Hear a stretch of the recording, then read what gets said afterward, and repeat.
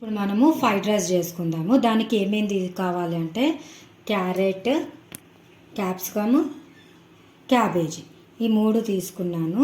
అలాగే రైస్ కూడా తీసుకున్నాను. రైస్ అన్నం ఉడికించి పక్కకు పెట్టుకున్నాను. మనము పోపు పెట్టుకుందాం. ఇప్పుడు మనము కడాయి పెట్టుకుందాము. కడాయి పెట్టుకొని స్టవ్ ఆన్ చేద్దాము. ఇది కొంచెం హీట్ అయిన తర్వాత ఆయిల్ వేసుకుందాం. ఓకే, ఇప్పుడు 3 గంటల ఆయిల్ తీసుకుందాం. ఆయిల్ పోస్తున్నాను నేను. ఆయిల్ వేసాను. ఇది కొద్దిగా హీట్ అవ్వగానే సాజీరా కొంచెం మసాలా యాడ్ చేసుకుందాం లైట్గా. ఇప్పుడు కొద్దిగా సాజీరా వేస్తున్నాను. ఒక 2 లవంగాలు, ఒక్క ఇలాచి, కొద్దిగా చెక్క. ఇప్పుడు ఫస్ట్ పచ్చిమిర్చి వేసుకుందాము. ఒక్క 2 పచ్చిమిర్చిలు తీసుకున్నాను అంతే. కొద్దిగా క్యారెట్ ఇందాక కట్ చేసి పెట్టుకున్నాం కదా, క్యారెట్, క్యాప్సికము, క్యాబేజీ వేసేస్తుంది. ఇది కలుపుకుందాం. ఇది కొద్దిగా వేగిన తర్వాత దీంట్లోనే ఉప్పు, కారము, సాసులు అన్నీ ఇందులోనే వేసేసుకొని లాస్ట్కి రైస్ వేసుకోవాలి.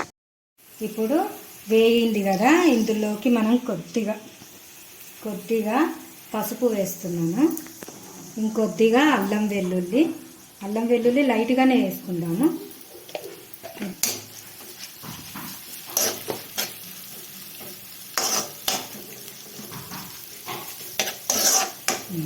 ఇప్పుడు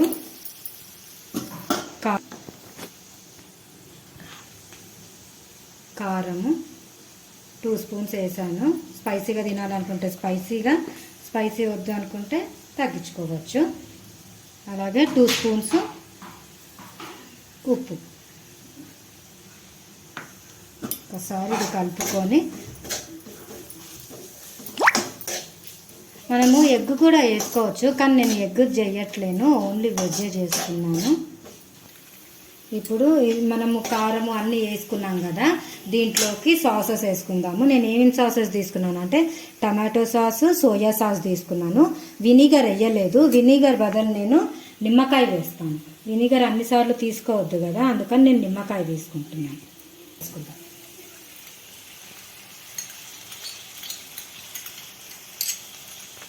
ఓకే, నేను నిమ్మకాయ కూడా పిండుకుంటున్నాను.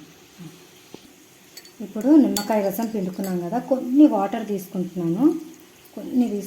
ఎందుకంటే అన్నం మొత్తానికి సరిపోవాలనేసి కొద్దిగా వాటర్ తీసుకున్నాం కదా, ఇది ఇందులో వేసేసుకున్నాం.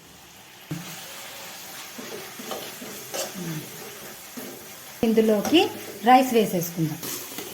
మనం ఆల్రెడీ ఉడికించుకున్న రైస్ ఉంది కదా, ఇది ఇందులోకి వేసేసుకుందాం.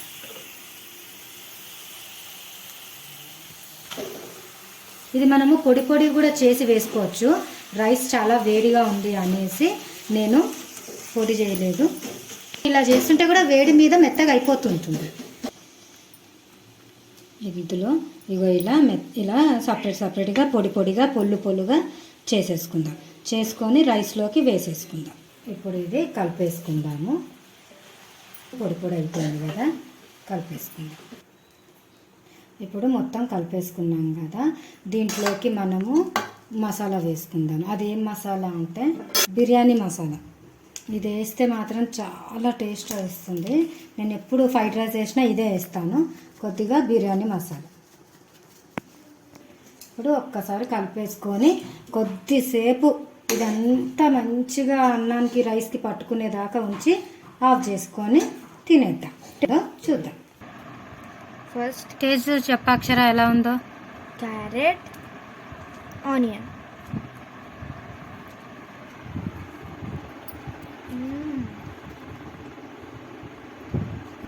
ఎలా ఉంది మమ్మీ?